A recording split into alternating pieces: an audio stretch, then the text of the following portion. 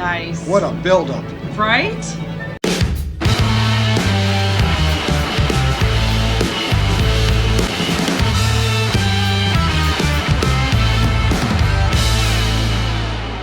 It's better than being a dumb one.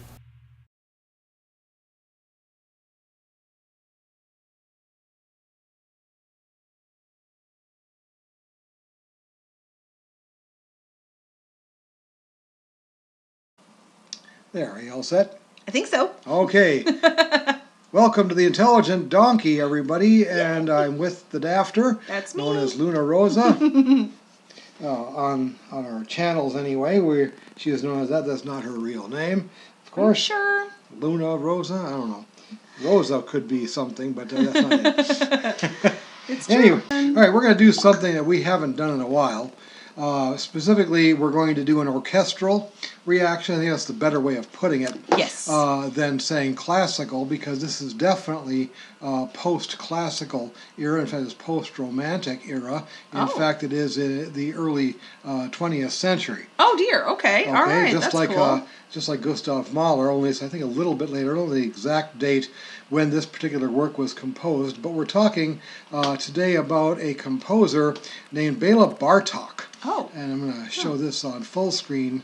For there, he's recent enough to where we have photographs of him, not just paintings. Yeah. Like that. He is Hungarian by birth, and then he later lived in the United States. His birth and death dates there are on screen, March 25th, Okay. 1881 to September 26th of 1945. Okay. So, any which way, his music follows a pattern similar to a lot of other post-romantic, early 20th century composers, in that he stretches tonality to its absolute limit. In the sense that the piece you're about to listen to, it's very, very hard to determine audibly a tonal key, a key center for the piece, the way we do many works that are earlier like that. We don't have a regular chord progression of 1 to 4 to 5. We don't have cadences the way we normally think of them. We do have triads. This is not. He wasn't one to do any 12-tone garbage and stuff like that, like Schoenberg or Berg or anything like that. Garbage. This particular like piece also has a title that is a little bit of a head scratcher. Okay. A little bit, but only if you know about other works that have a similar title. The title of this one is Concerto for Orchestra. Okay. All right. But wait. Now wait. Yeah. Yeah. We went over this as part of another video that we did. Right. Okay. All right. A concerto, at least from the classical period on, classical, romantic, even post-romantic, you hear of a concerto. It's a concerto for, name an instrument, and orchestra. Yeah. As in, the whole purpose of writing a concerto is to highlight a certain instrument. Is to highlight a certain instrument. Okay. Or the player of that instrument. Yes. So, now earlier than the classical period, concerto did have a different meaning. You listen to pieces of music such as the Brandenburg concertos, plural, by Bach. Oh, yeah. J.S. Bach. Those aren't highlighting any particular instrument of the orchestra in them. They are just concertos, meaning concert pieces. But that was back in the Baroque era when concerto carried that meaning. It wasn't until the classical period of Mozart and Haydn in particular, where they started writing pieces to highlight a virtuoso pianist or a virtuoso violinist or something like that to play in front of an orchestra. So you had your concerto for such and such an instrument and orchestra. Oh, okay. So remind me the name of the composer that we're listening to? Bela Bartok. Bela Bartok. So he kind of went back to that Baroque time where yeah, except for this little thing. Okay. This piece does require a lot of virtuoso playing. So what this is a way to highlight the virtuoso players of the entire orchestra. Got it. Okay, okay. So we have a concerto for orchestra. Nice. and orchestra. Yes. All right. If you will. I have loved this piece for a long time. I've listened to numerous versions of this, and I think I found the one that I like the best. Let me switch around here on screen. Yeah. Yeah. Actually, let me bring this up. Yeah. On screen here. You'll love it. And it looks Japanese. It's Seiji Ozawa. Yep. Who is doing this. There we go. And then window only. There we are. Yep. Okay, and as you can see, it's got the stuff in Japanese, so we can't even read it there. But you can see the name of the conductor clearly, Seiji Ozawa. Okay. And the NHK Symphony Orchestra. Okay. That would be Nippon something. Yep. I'm sure. Which Nippon we know in the United States as Yamaha. Oh. Nice. But I think overall, and it's really close to a tie between like 3 or 4 different versions, I think this one's the best version that we have of this. So let me switch to this screen and go full screen, and let's listen. All right. There we go. To Concerto for Orchestra by Bela Bartok. All right. Talk more about it later. A typical performance of this work is between 35 and 40 minutes, and this is right there at 39. Perfect. Like that. So, all right, here we go.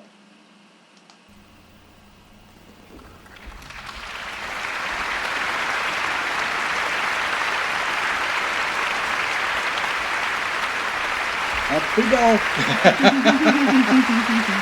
Right.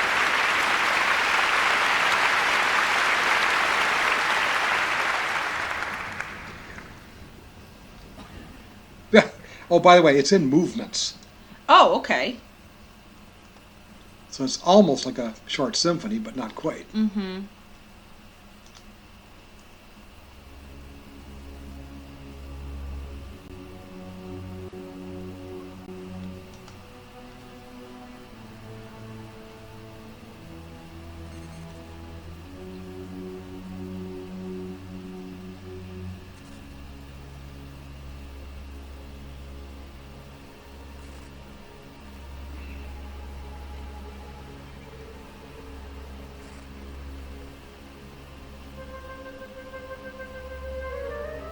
Oh, there, now I can finally hear it. I'm guessing by the text there, although it's mostly in Japanese, it features the date of 1935, which makes this one of his actually later works. Oh, okay, okay. Is it supposed to be as low as it is? I could barely hear it. Yeah, I'm going to see if I can remedy that just on our end. But yes, it starts out very softly. Oh.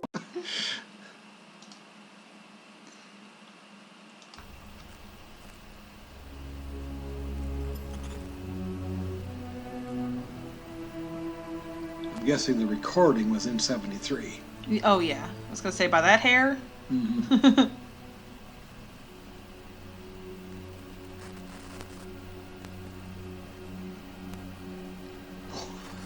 It's like, where did that chord come from?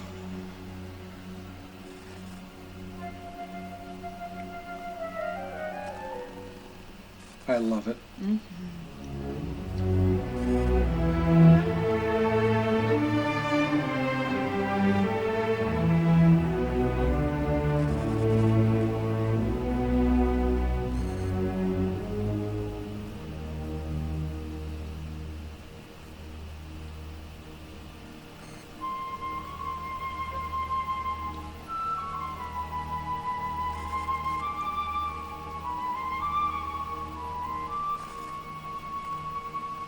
All right, what key is it in?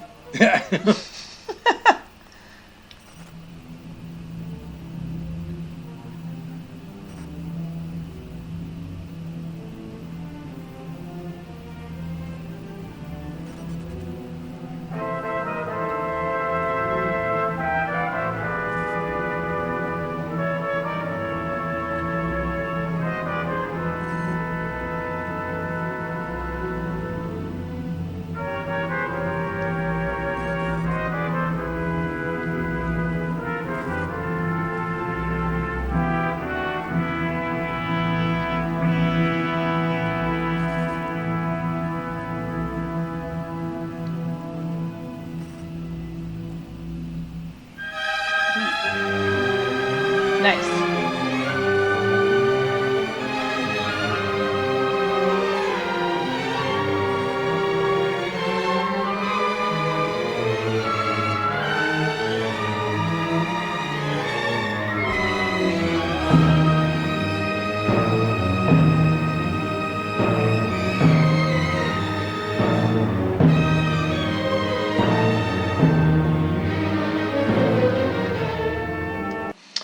Is the whole song like this? Like it's very dramatic and dark sounding. This part is, but It not has the an whole, edge to not it. the entire concerto. Okay, But alright. and it goes through a whole bunch of different moods. Okay. Yeah, right now it's like very dark and spooky almost. Right.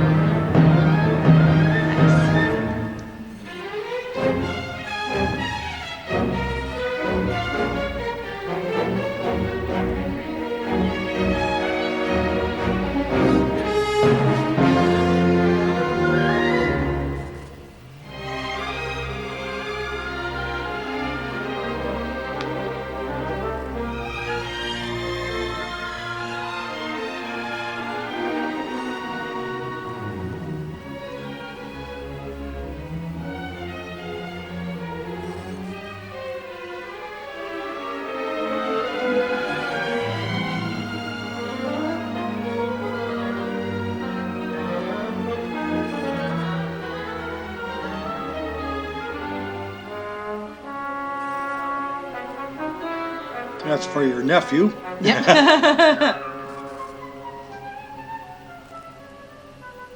I like that flute player. Flutist? As you can see, it calls for a pretty large orchestra. Yeah.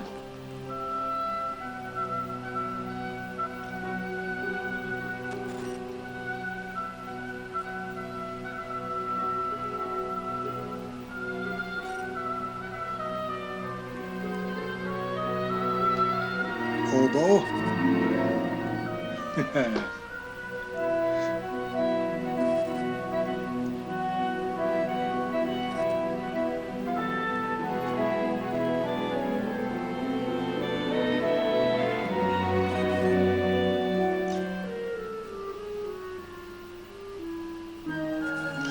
Okay, so this was filmed in '73. I haven't seen very many women in the orchestra, The orchestra? except for the harpist, Right. who I only ever see women.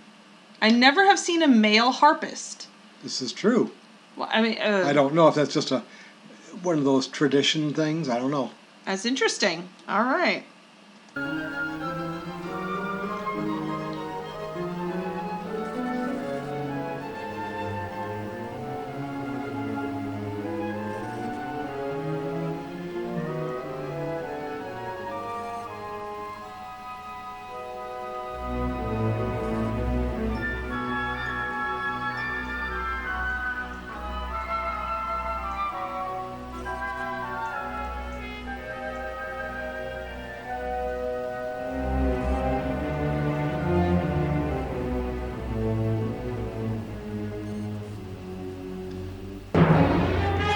Nice. It's like, brace yourself. Right.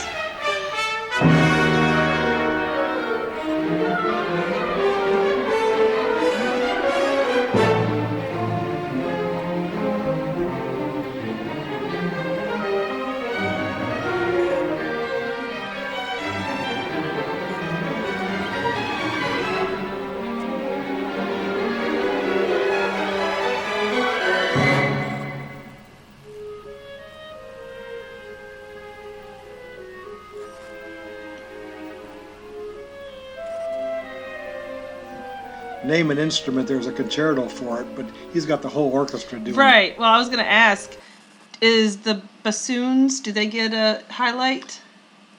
They do, but I don't remember where in the piece. Okay, I'll be watching for that because I like those.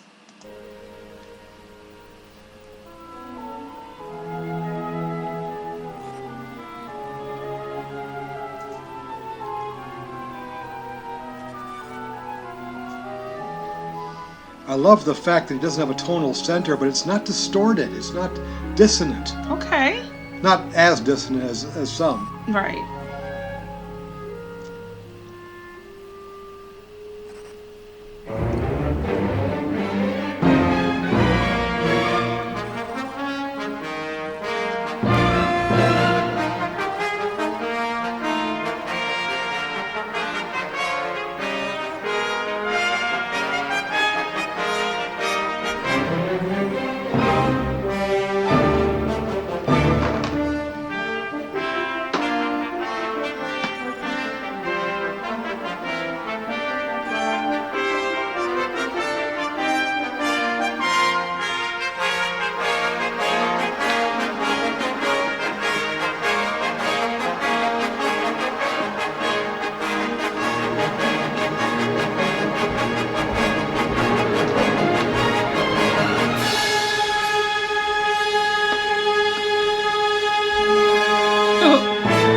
How dramatic the conductors always get.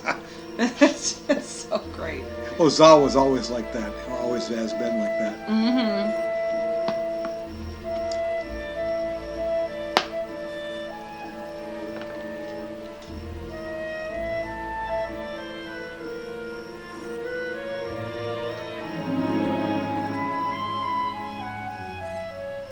Like them woodwinds. Mm-hmm.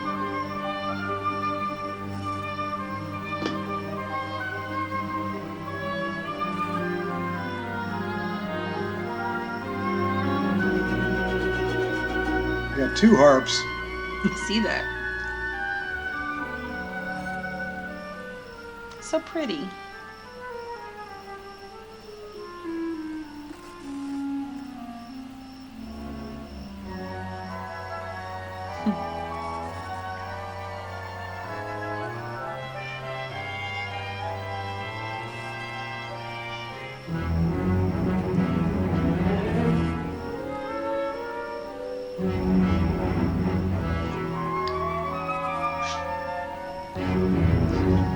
He's good at cueing each instrument. Yep, yeah.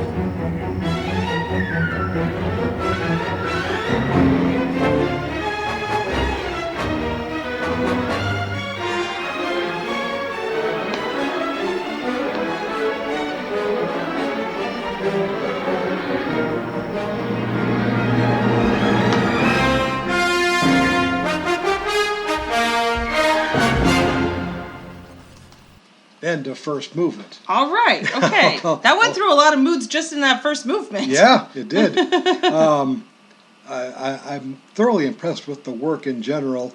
Of course, as you probably figure, I've got a recording of this by the Minnesota Orchestra Oh, yeah. on cassette tape Oh, wow. that dates back to 1978 or 9. Oh, my Something like gosh. that. And it's excellent. Man, oh man, they did a good job on it. But I think this is about, like I said, about a tie, a little bit more than a tie, maybe, for the best one I've heard since. Okay, okay. That's good. Good stuff all around. Let's continue. Yes. I said let's continue.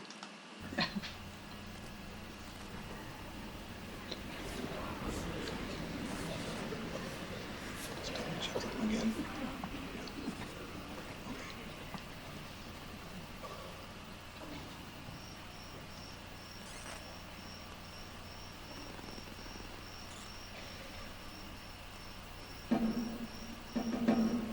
Ooh.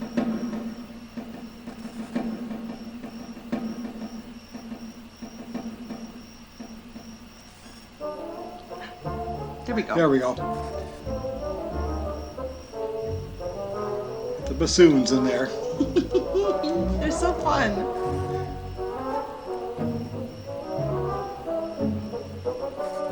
It's like very sneaky. That's what it sounds like.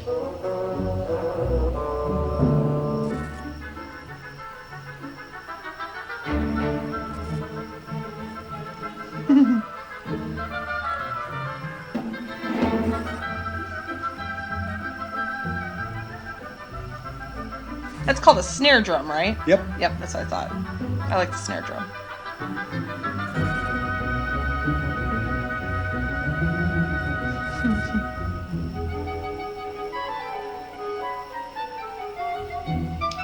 Back to the clarinets again. Mm-hmm.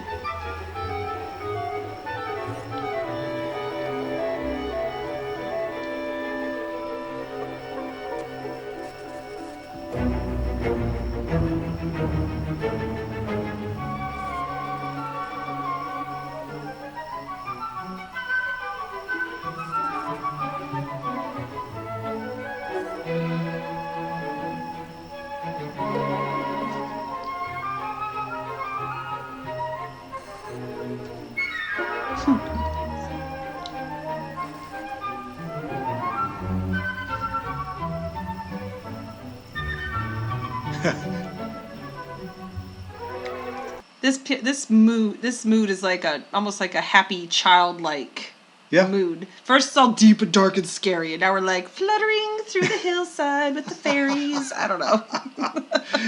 Yes.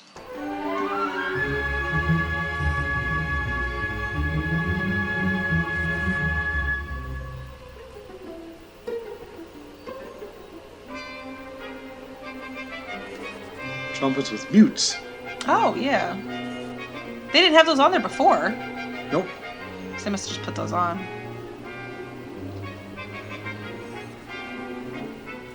Uh-oh. It's changing. But you're right, though. It gives it a more whimsical sound. Yeah.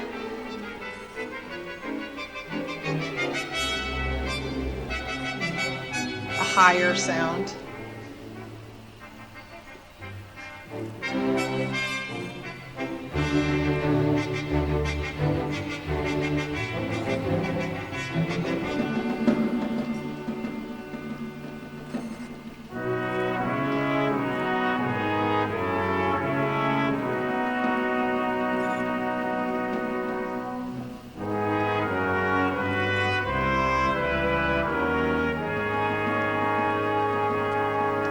Mozart would not have been caught dead trying to do a chord progression like that. Oh, really?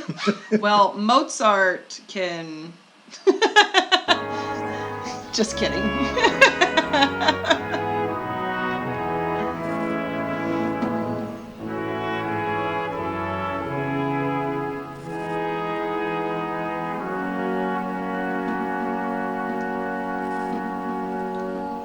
Yay, French horns!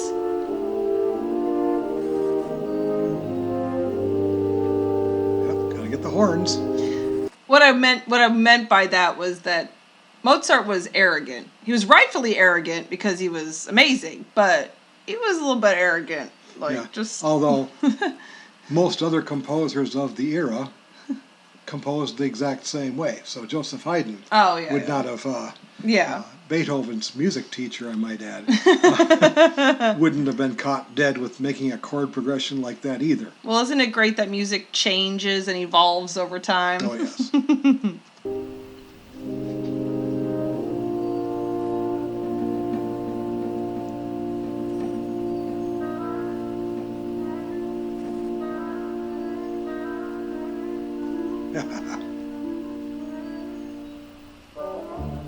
Yay!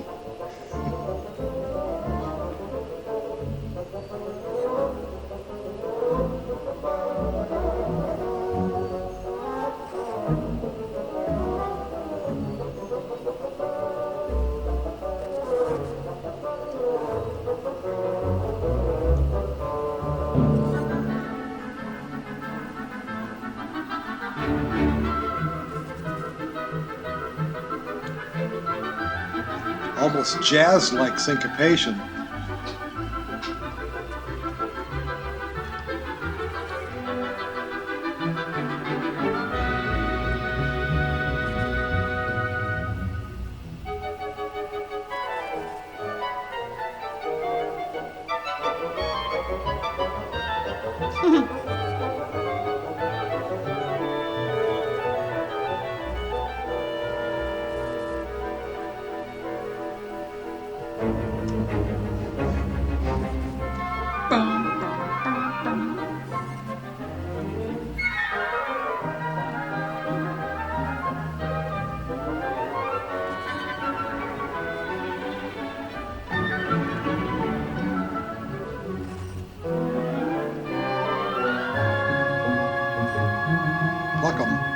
Yep.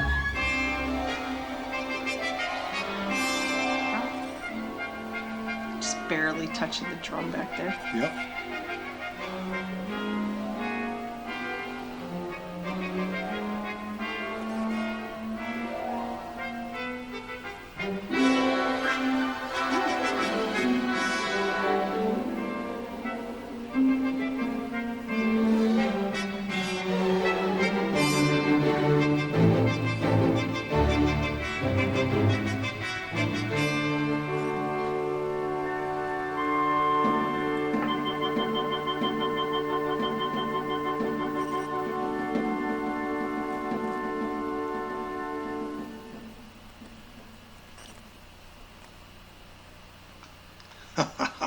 Nice. So end of act 2? End of act 2, movement 2. Movement 2. Okay. All right. Wow. I like that one. That one, it felt like I was, like I said, like I was frolicking through a field of, like the Hungarian fields with some fairies and some fae. And, yeah, and then, of course, that one part where they had the dampers on the trumpets. Yep. The mutes. And it was like, it started kind of sounding mischievous, like the fae was doing their mischievous thing that they do. Oh, funny. There we go. All right. That's movement I like 2 to come up with my own of stories. 5. My dad. Oh, that's all right. Yeah. All right. Here we go with the third movement.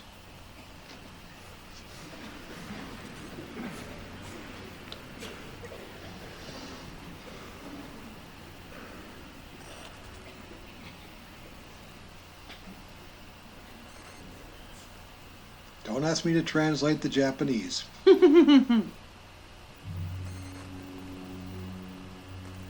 Nice.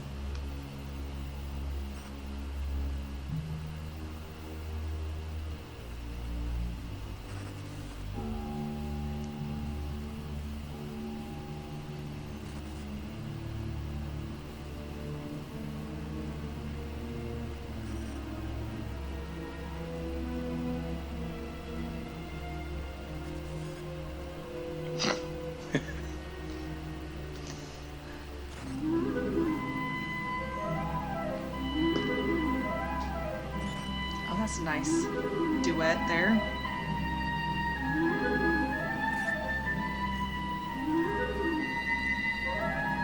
Piccolo? Yep, piccolo. Nice.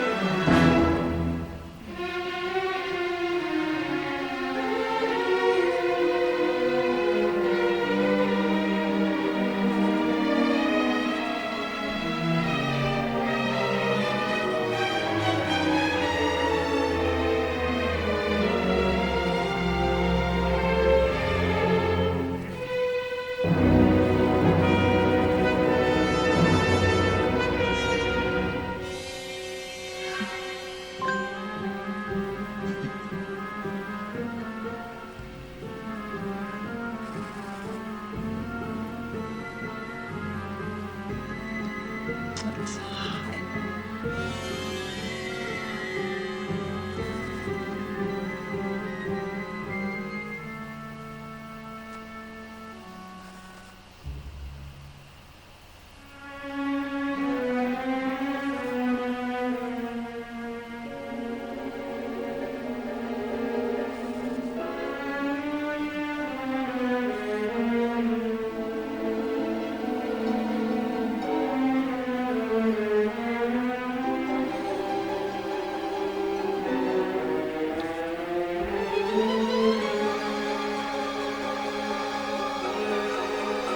For as large as the orchestra is, it's actually only got an average size string section. Oh, really? Okay. And I also noticed another thing, too. In all the other orchestral music that we've watched, there's always been a bar behind the conductor so he doesn't fall backwards. Well, every stage, I suppose, is a little bit different. I guess so. Oh, this is also in the 70s, too. Yep. Yep, as opposed to more the modern 2000s like we've done with most of the rest. Mm-hmm.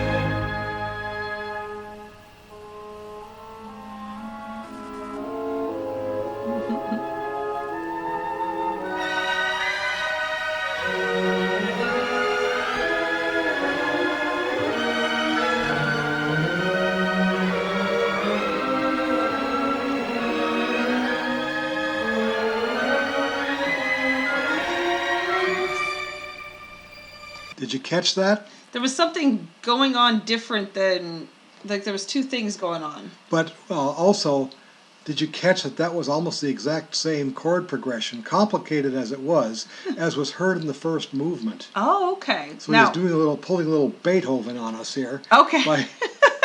Your audience may have caught that. As you know, I don't actually catch the chord progression stuff.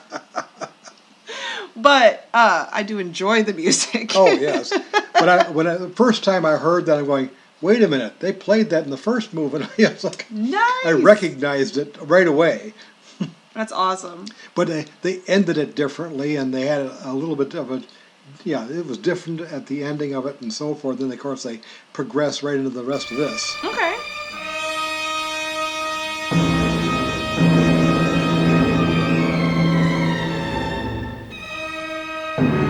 Yeah, we're back to that dramatic horror movie sound. Yep.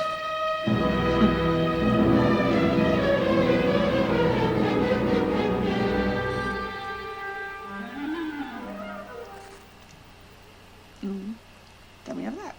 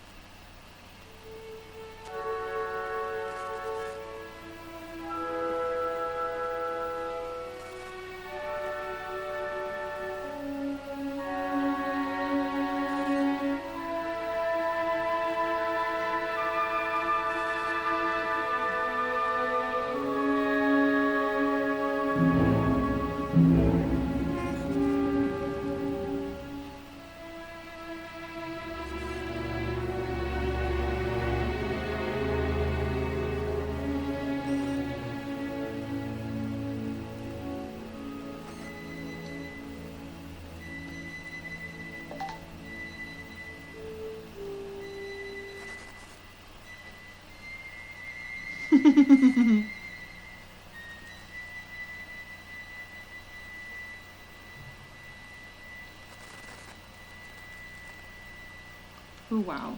Oh, wow. Held that for a long time. End of Act 3?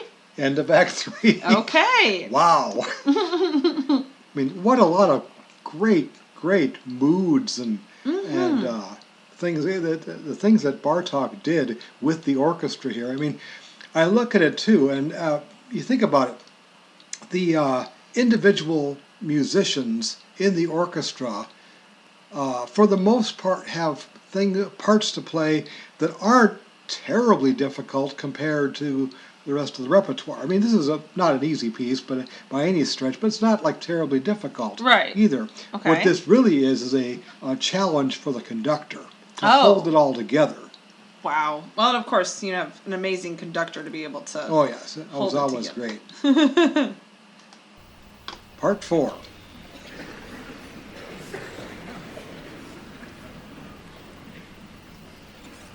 With crazy hair and all. Yes, well, that's a must for any conductor.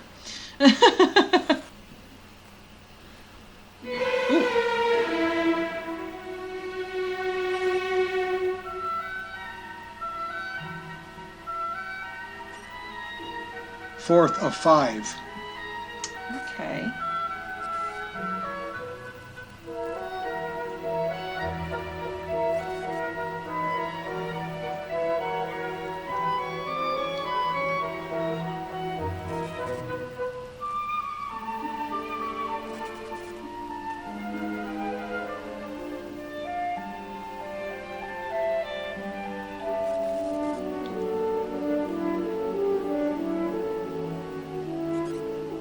Cameraman knows what he's doing too. I'm sure there's multiple cameras. Yeah.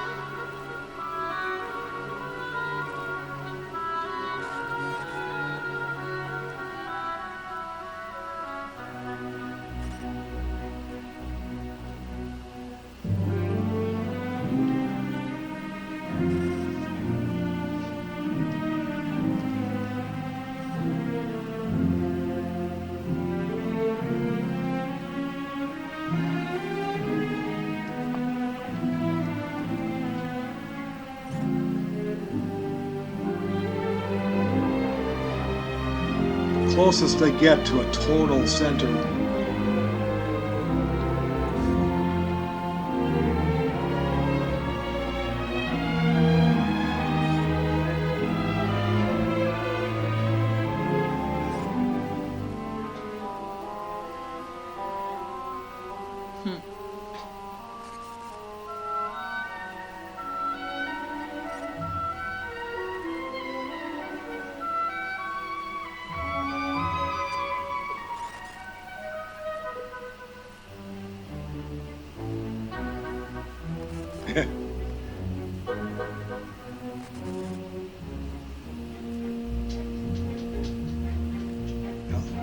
Speeding up.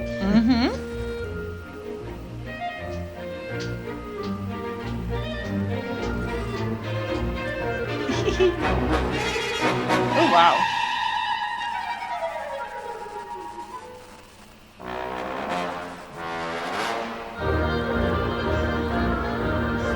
We're back to the whimsy. Yep.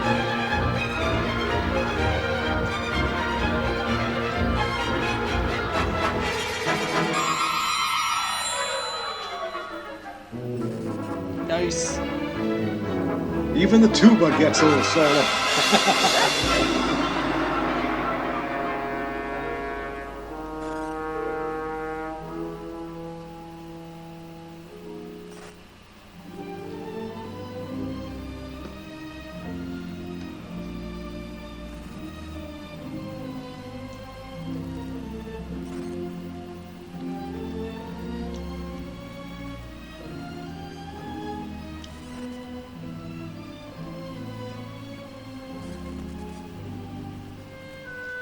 That's kind of the let them play method of conducting an orchestra.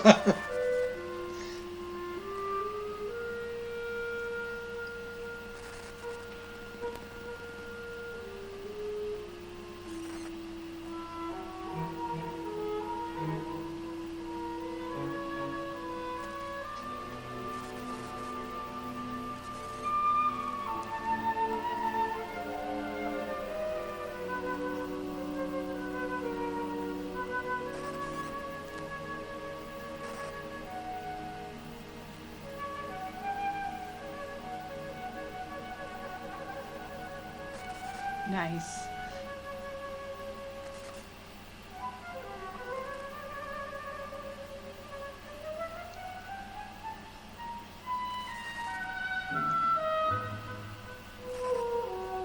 That flute player has gotten a lot of attention. Yes, a lot of solos. Rightfully so.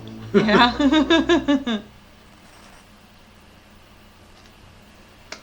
All right. Can't clap yet. I forgot. End of part 4. The shortest movement in the work, followed by the longest movement, I think. I was going to say, it looks like it's the longest, because it's about a third of the whole thing, isn't it? Well, quarter. Yeah. I mean, the movements aren't that distant, far apart in total length each. Okay. But yeah, each of these 5 movements, it doesn't follow the same kind of like what they called sonata allegro form that was used by composers from the classical and romantic periods.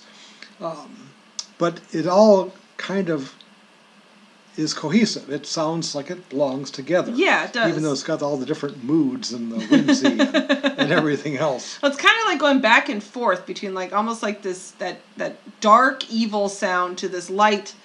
So it's like a battle between dark and evil almost. Evil and light. You know what I mean? Yep. And every now and then you can actually hear a recognizable major or minor chord like that. But the harmonies that he uses are just like, what? All right. Into the finale we go.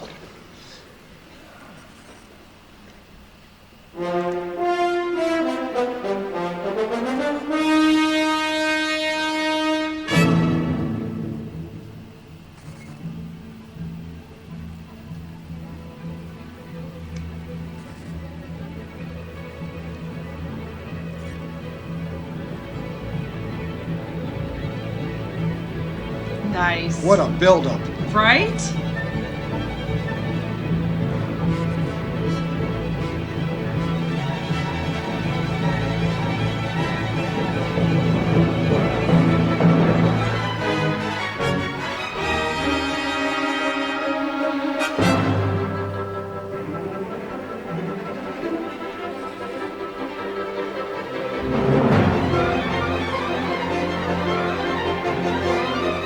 Wow. Look at him go.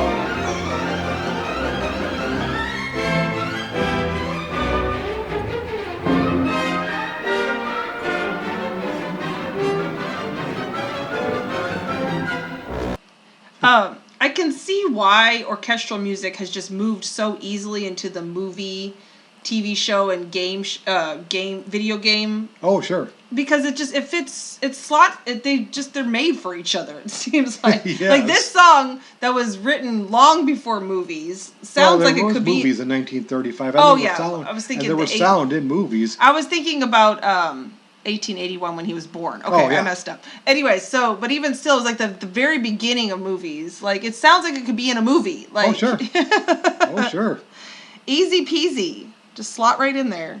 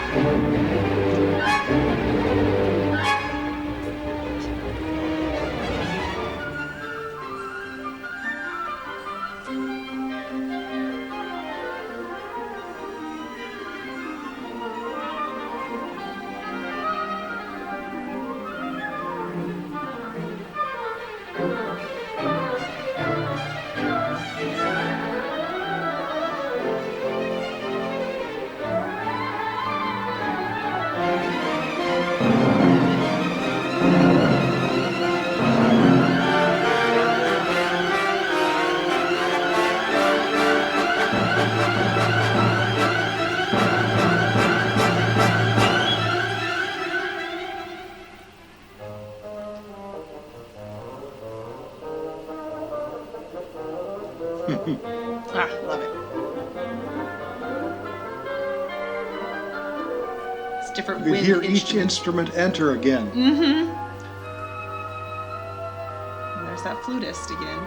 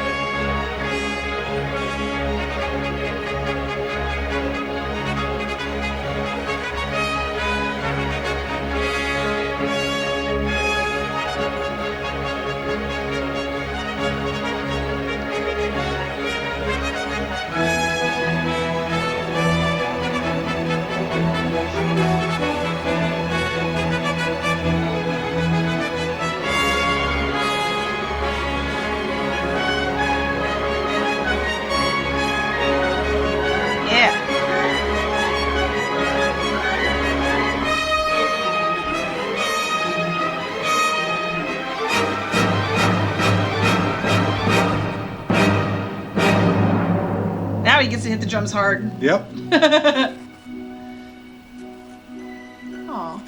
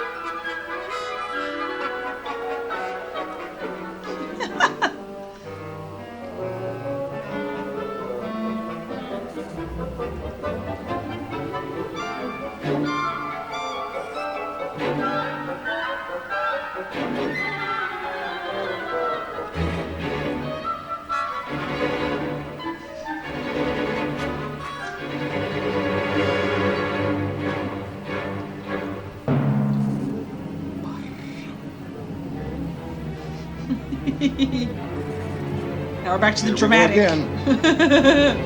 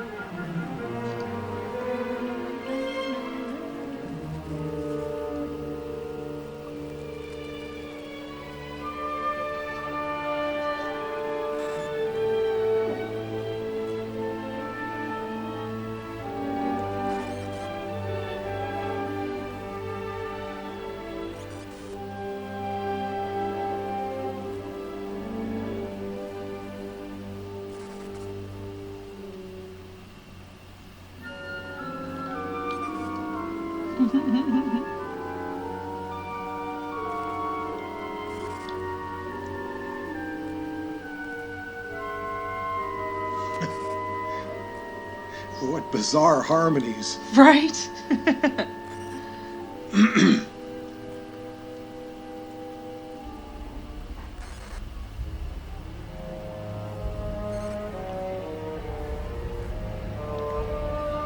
Yep. There's that melody. Okay, okay. All right, now I'm seeing it.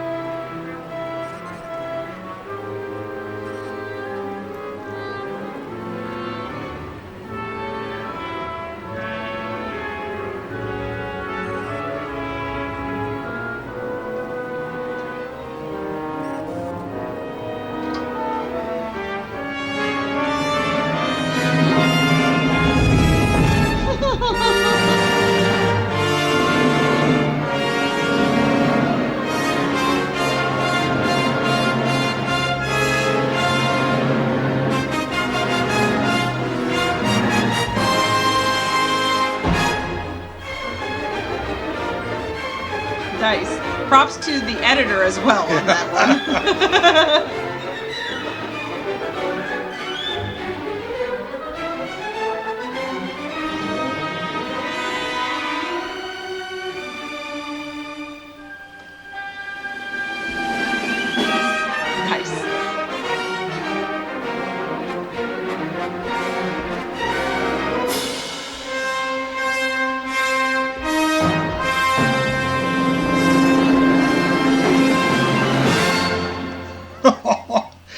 Yes! Yay! Good job. That was awesome. What a piece.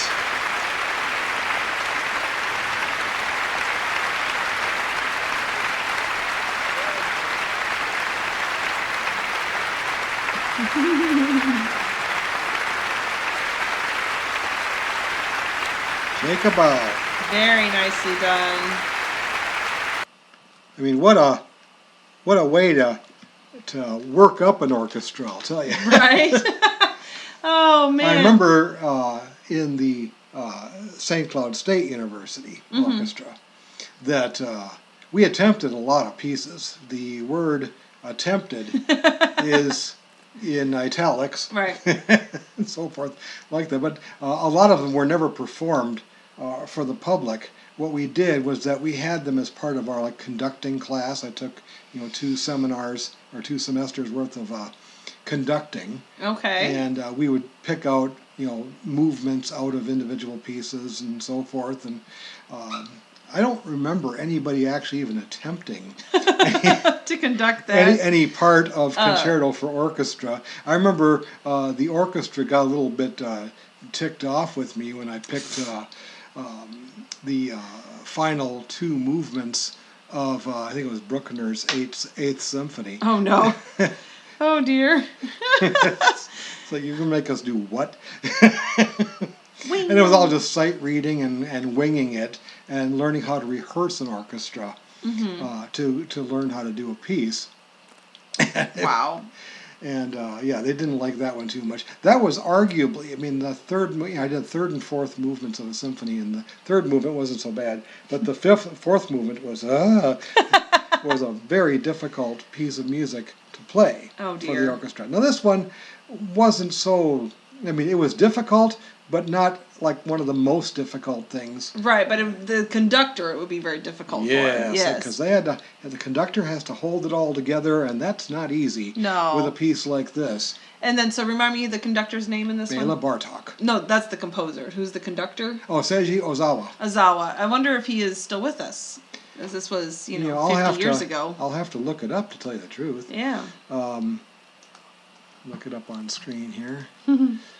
There's a hall named after him. That's not a good sign. Yeah, he died in 2024. Okay. Yeah, I figured. Wow, he was incredible. He did an amazing job with that piece. Born in 1935, lived to 2024, so he was born the year this song came out. Yeah, the song was composed the year he was born. Oh my gosh. Yep. That's fantastic. Seiji Ozawa. Bartok composed, was a rather prolific composer. He composed a lot of different things. I particularly remember learning piano lessons in my youth. That I think already in my 2nd year of piano lessons, so it would have been in the 3rd grade. Okay. In grade school, I was tasked with learning how to play these etudes.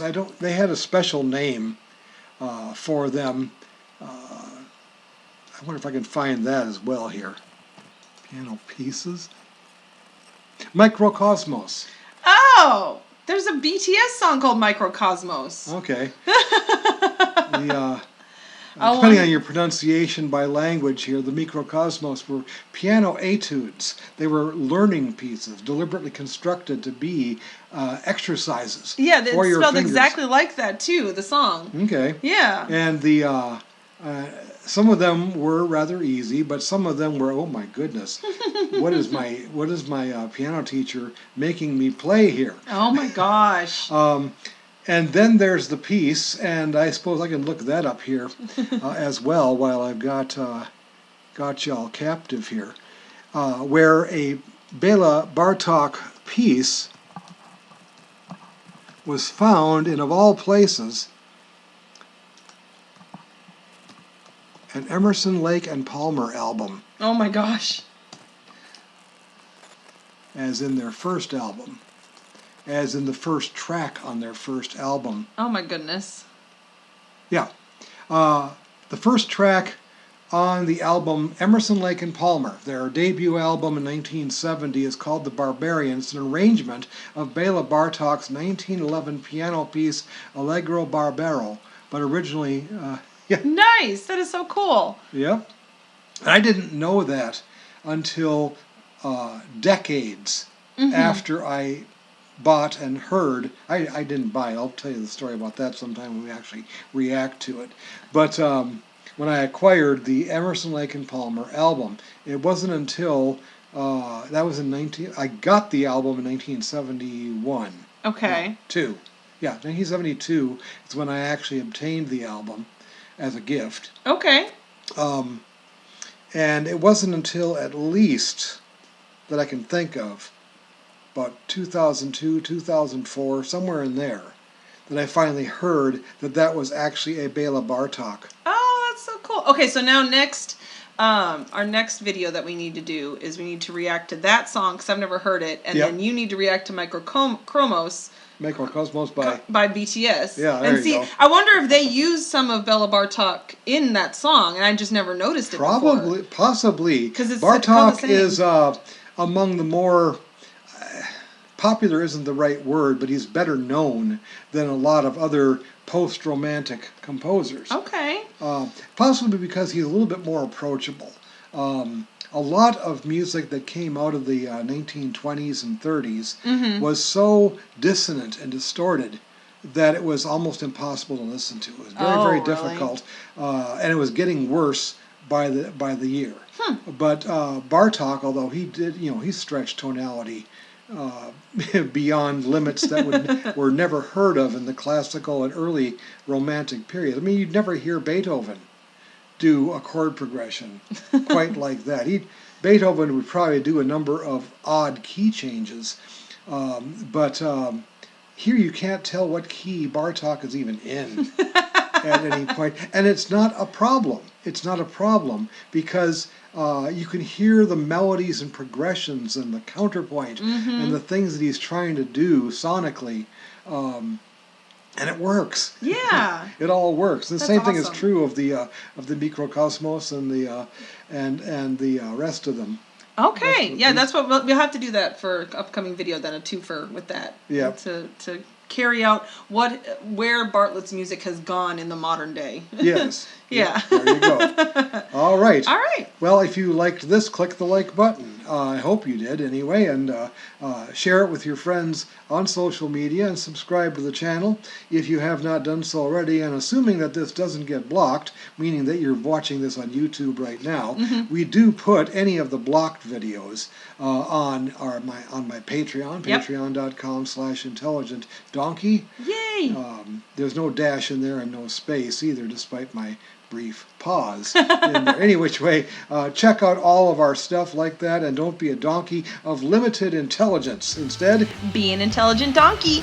and we'll see you in the next video. So thank you for watching, everybody.